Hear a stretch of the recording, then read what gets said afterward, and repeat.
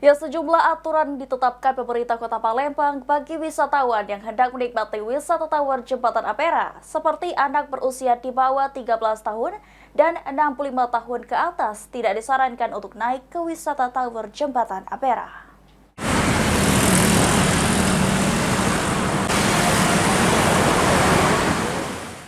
Setelah resmi di-launching pada tanggal 1 Februari 2025 lalu, sejumlah aturan ditetapkan pemerintah Kota Palembang bagi wisatawan yang hendak menikmati wisata Tower Jembatan Ampera.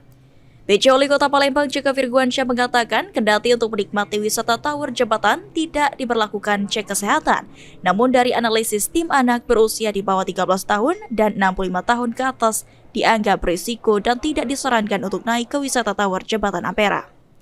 Saat ini pemerintah Kota Palembang masih memprioritaskan wisatawan yang naik ke wisata Tower Jembatan Ampera adalah golongan berprestasi, seperti guru dan siswa berprestasi, bujang gadis, dan lainnya.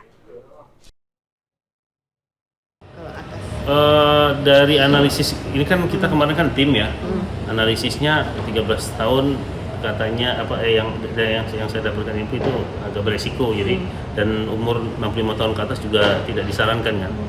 Itu mungkin teknisnya saya juga harus dicek ke yang tim teknis lah.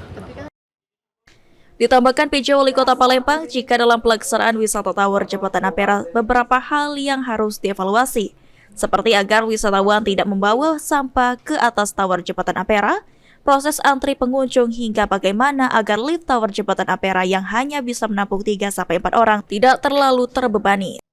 Sandi Pratama, PAL TV.